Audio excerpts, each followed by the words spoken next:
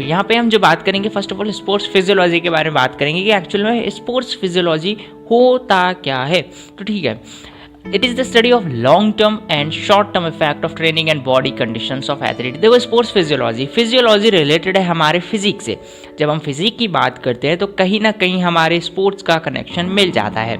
Sports, अब इसका मतलब ये नहीं कोई पर्टिकुलर गेम या पर्टिकुलर एक्टिविटी ही हो, ये कुछ भी हो सकता है। आपका डेली रूटीन भी स्पोर्ट्स फिजियोलॉजी में आ सकता है। तो ये एक लॉन्ग या शॉर्ट टर्म इफेक्ट होता है किसी भी एथलीट पे या किसी भी पर्सन पे उसकी ट्रेनिंग का, ठीक है, उसकी बॉडी कंडीशन पे। ओके, तो चलो बात करते हैं आगे इसमें और कैसे डिफाइन कर सकते हैं। It is the study of how exercise और sport activity alter the functions and structure of our body. Actually हम फिजिकल एजुकेशन में पढ़ रहे हैं तो हम स्पोर्ट्स के बारे में ज़्यादा पढ़ेंगे। तो यहाँ पर क्या हो रहा है कि ये एक ऐसी स्टडी है कि जिसमें हमें बताया जाता है या जिसमें हम समझ पाते हैं कि हमें कैसी एक्सरसाइज या कौन सी स्पोर्ट एक्टिविटी करनी है जो कि हमारी बॉडी के स्ट्रक्चर्स और फंक्शंस को ऑल्टर करे, यानी कि हमारी बॉडी के स्ट्रक्चर्स या हमारे बॉडी के फंक्शंस हैं उनके अंदर इन्हांसमेंट लाए या हमारे अकॉर्डिंग चेंजेस लेकर आए। ठीक है, अब चलो शुरू करते हैं कि हमारे जो फिजियोलॉजिकल फैक्टर्स होते हैं वो हमारी फिजिकल फिटनेस के कौन कौन से कंपोनेंट्स को डिटरमाइन करते हैं और कैसे कैसे करते हैं। तो हमें पता है कि कौन कौन से फिजियोलॉजिकल फैक्टर होते हैं और कौन कौन से हमारे फिजिकल फिटनेस के कंपोनेंट्स होते हैं। तो कंपोनेंट्स में पहला स्ट्रेंथ आता है, दूसरा हमारा स्पीड आता है, तीसरा हमारा एंडोरेंस आता है, फोर्थ हमारा फ्लेक्सिबिलिटी। तो इसके बारे में हम डिस्कस करते हैं। तो चलो शुरुआत करेंगे हम स्ट्रेंथ से।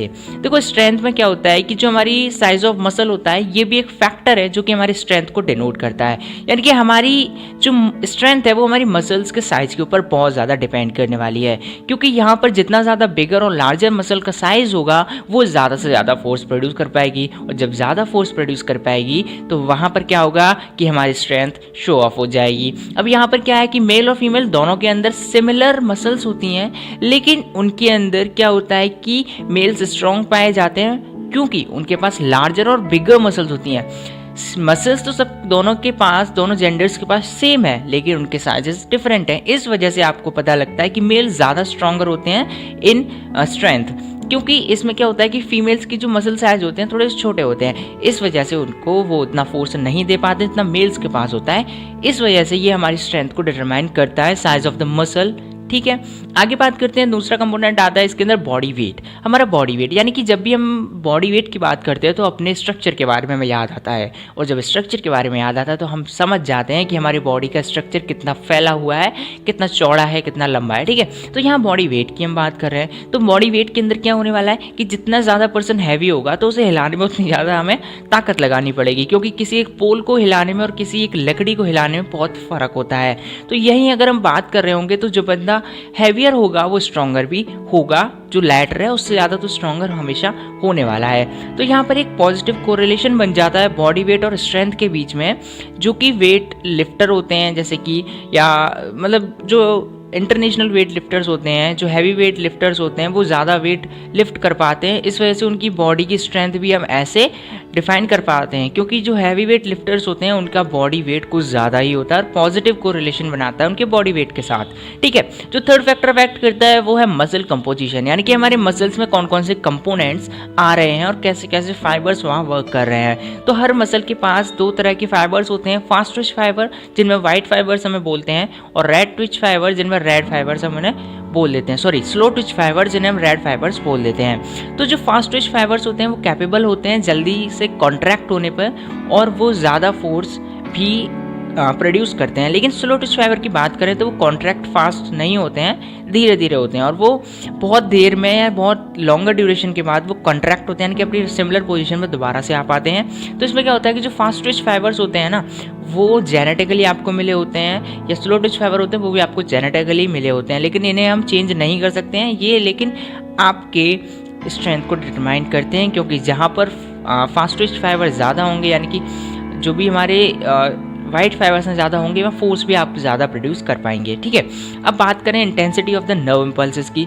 तो इंटेंसिटी ऑफ नर्व इम्पल्सेस भी हमारा क्या है कि ये कंपोजिशन होता है जिसमें नंबर ऑफ मोटर यूनिट्स हमारी आती हैं। अब नंबर ऑफ मोटर यूनिट्स का क्या मतलब होता है कि जो टोटल फोर्स जो होती है हमारी, वो किसके, हमारे जो मोटर डेवलपमेंट जो हुआ है, यानी कि जो हमारे मोटर मोटर डेवलपमेंट यानी कि मोटर मूवमेंट जो है हमारे, फाइन मूवमेंट जो है हमारे, वो कितने ज़्यादा इफेक्टिव है, उनकी वजह से हमारी फोर्स ज़्यादा डिपेंड करेगी कॉन्ट्रैक्टिंग मोटर यूनिट्स के ऊपर। ठीक है, तो वहाँ पर क्या होगा, जो मसल्स की फोर्स होगी वो मोटर यूनिट्स के ऊपर डिपेंड कर रही है।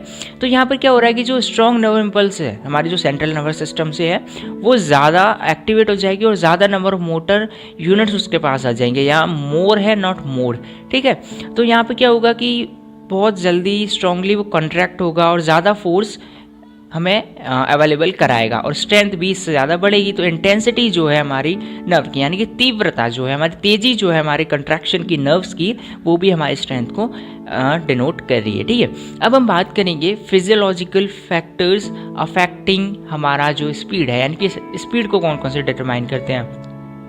पहला आता है mobility of the nervous system, यानी कि जो हमारी मसल्स होती हैं कंट्रैक्ट होती हैं, रिलैक्स होती हैं किसी एक मैक्सिमम पॉसिबल स्पीड के साथ। जैसे कि स्प्रिंटिंग इवेंट होता है, इसमें हमारी मसल्स कॉन्ट्रैक्ट भी होती हैं, रिलैक्स भी होती हैं। ठीक है, तो ये जो रैपिड कंट्रैक्शन और रिलैक्सेशन होता है मसल्स का, उसे हम मोबिलिटी कहते हैं, यानी कि मूवमेंट होता है उनके अंदर, एक फास्ट मूवमेंट। ठीक है, अब जो मोबिलिटी हो रही है वो हम उसे एक लिमिटेड एक्सटेंट तक उसे हम ट्रेन कर सकते हैं, लेकिन स्पीड जो हमारी होती है, हमारा जेनेटिक फैक्टर होता है। एक एथलीट का बच्चा स्पीड में ज़्यादा होगा। ठीक है, क्योंकि हमारी मसल्स कॉन्ट्रैक्ट हो रही थी जल्दी तरीके से, तो हमारी स्पीड ये शो ऑफ कर रही थी। ओके, अब बात करते हैं मसल कंपोजिशन की। तो मसल कंपोजिशन में हमारे फास्ट ट्विच फाइबर आते हैं जो कि कॉन्ट्रैक्ट फास्ट रेट पर होते हैं, तो वो ज़्यादा फोर्स अप्लाई करते हैं। इस वजह से जो स्लो ट्विच फाइबर होते हैं वो कैपेबल नहीं हो पाते हैं और वो फास्टर कॉन्ट्रैक्ट नहीं कर पाते हैं। इस वजह से जो कॉन्ट्रैक्टिंग होती है उनकी लॉन्गर ड्यूरेशन के लिए होती है। वही मसल कंपोजिशन के अंदर क्या हो रहा है कि जो फास्ट ट्विच फाइबर है वो भी हमारी स्पीड को शो कर रहे हैं।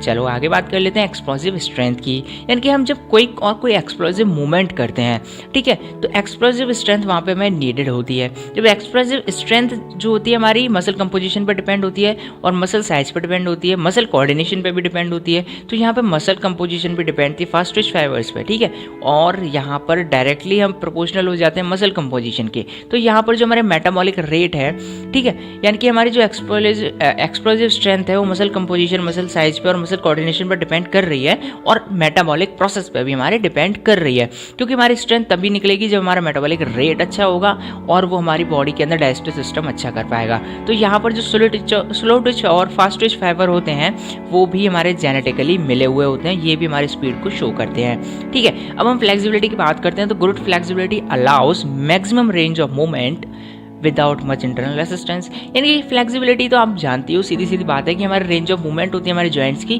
कितना मूवमेंट हो पा रहा है किसी बिना रेसिस्टेंस के। ठीक है, और लास्ट आता है हमारा बायोकेमिकल रिजर्व और मेटाबॉलिक रेट। बायोकेमिकल रिजर्व और मेटाबॉलिक रेट के बारे में बात करें तो हम जब मैक्सिमम स्पीड परफॉर्मेंस चाहिए होती है तो हमें बहुत ज़्यादा एनर्जी की और हायर रेट की कंजप्शन पे ज़रूरत पड़ती है। तो वहीं जो हमारे ATP और CP होता है, ठीक है, CP हमारा क्रिएटाइन फॉस्फेट होता है और हमारा ATP होता है एडेनोसाइन ट्राइफॉस्फेट होता है। ठीक है, तो ये क्या होता है कि इन दोनों की ज़रूरत पड़ती है जो हमारे मसल्स के अंदर इनफ अमाउंट में स्टोर होने चाहिए।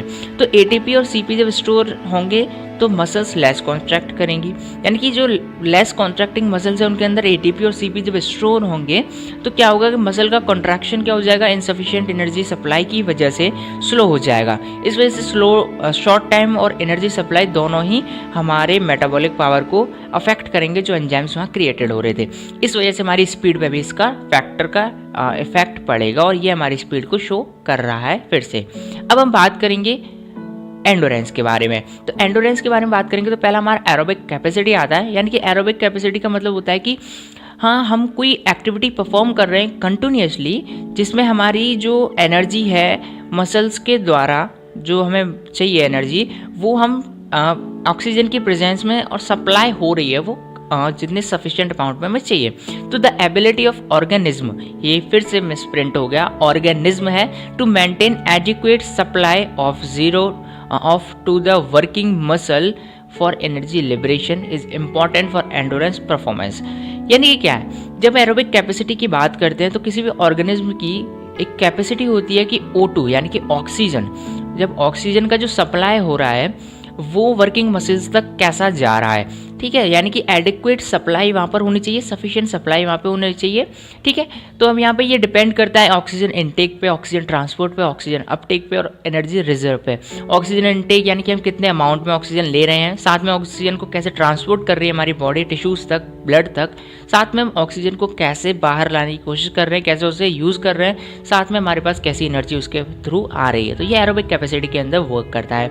आगे बात करें लैक्टिक एसिड टॉलरेंस के बारे में, तो जो हमारी बॉडी में जब हम ज़्यादा मूवमेंट करते हैं, ज़्यादा एक्टिविटी करते हैं, जैसे कि हम रनिंग करते हैं, तो हमें फील होता है कि हमारे पैरों में थोड़ा सा पेन हो रहा है, यानी कि ऐसा लगता है जैसे पैर थोड़े से भर से गए हैं। तो वो क्यों? कि वहाँ पर लैक्टिक एसिड रिलीज होने लगता है। तो वहाँ पर अगर आपकी वो कैपेसिटी अच्छी है, ज़्यादा लैक्टिक एसिड को स्टोर करने की कैपेसिटी अच्छी हो जाती है, तो आपकी एनारोबिक कैपेसिटी भी बढ़ जाएगी, इस वजह से आपकी एंडोरेंस लेवल भी बढ़ जाएगा। ठीक है, आगे बात करते हैं हम मूवमेंट इकोनॉमी की। तो यानी कि हम कैसे मूवमेंट करते हैं, हमारे जैसे रनिंग कर रहे हैं या फिर हम कोई स्पोर्ट्स इवेंट में पार्टिसिपेट कर रहे हैं, तो हम कैसे वहाँ पर मूवमेंट कर रहे हैं जिसमें हमारी एनर्जी तो कम लगे ही, साथ में हमारा वर्क भी इफिशिएंटली हो जाए। तो लॉन्गर ड्यूरेशन तक जब हम काम कर पाएंगे तो उसे हम एक गुड टेक्निक के अंदर कर पाएंगे, और गुड टेक्निक भी हमारे एंडोरेंस को शो करेगी, क्योंकि हम वहाँ पे अपनी एनर्जी को सेव कर पा रहे हैं। हमारा आता है मसल कंपोजिशन, जिसमें हमारे फास्टेस्ट फाइबर्स भी कैपेबल होते हैं फास्टर कॉन्ट्रैक्ट रेट करने के लिए। साथ में वो क्या करते हैं, मोर फोर्स प्रोड्यूस करते हैं। लेकिन स्लो ट्विच फाइबर, सिंपल सी बात है, जो सिमिलर चीज़ चल रही है वो लॉन्गर ड्यूरेशन में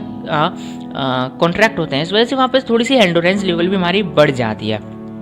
अब हम बात करेंगे फ्लेक्सिबिलिटी की। तो फ्लेक्सिबिलिटी में एक मसल स्ट्रेंथ आता है, यानी कि हमारी मसल में कितनी स्ट्रेंथ है, कितने लिमिट तक वो स्ट्रेच हो पा रही है, कितनी लिमिट तक उसके जो एक्सटर्नल फोर्स को वो झेल पा रही है, उसे हम कहेंगे मसल स्ट्रेंथ। साथ में जॉइंट स्ट्रक्चर, हमारे स्ट्रक्चर कैसा है जॉइंट्स का। ह्यूमन बॉडी के अंदर कई सारे स्ट्रक्चर पाए जाते हैं, उसी में हमारा कैसा स्ट्रक्चर है बॉडी के अंदर, कितनी उसकी रेंज है मोशन की। ठीक है, तो ये सारी चीज़ें हमारी डिपेंड करता है फ्लेक्सिबिलिटी के ऊपर। ठीक है, इसके बाद जैसे कि जॉइंट स्ट्रक्चर में अगर हम बात करें, तो कोई सॉकेट्स जो हमारे होते हैं हमारी बोन्स के बीच में, लेगामेंट जो होते हैं, इनके बीच में जो फ्लेक्सिबिलिटी होती है वो जॉइंट स्ट्रक्चर्स पर डिपेंड करती है। साथ में एज और जेंडर पे भी ये डिपेंडेबल होती है, क्योंकि फ्लेक्सिबिलिटी क्या होता है कि हमारी जब एज बढ़ती है तो हमारी फ्लेक्सिबिलिटी कम हो जाती है।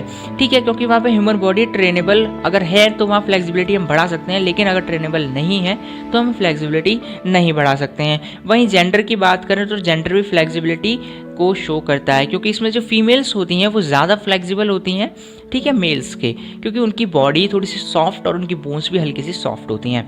बात करें अगर स्ट्रेचेबिलिटी ऑफ मसल्स की, तो हमने मसल स्ट्रेंथ में पढ़ा, उसी का सिमिलर फैक्टर है कि हमारी रेंज कितनी है हमारे मसल्स की स्ट्रेचिंग की। ठीक है, ये भी डिपेंड करेगा। साथ में इंटरनल इन्वायरमेंट, यानी कि हमारी जो एक बॉडी का टेम्परेचर है हमारी बॉडी के अंदर, मतलब कैसे हम उसे मेंटेन करके रखते हैं, ये भी डिपेंड करता है हमारी फिजियोलॉजिकल फैक्टर जो कि डिटरमाइन करते हैं फ्लेक्सिबिलिटी को।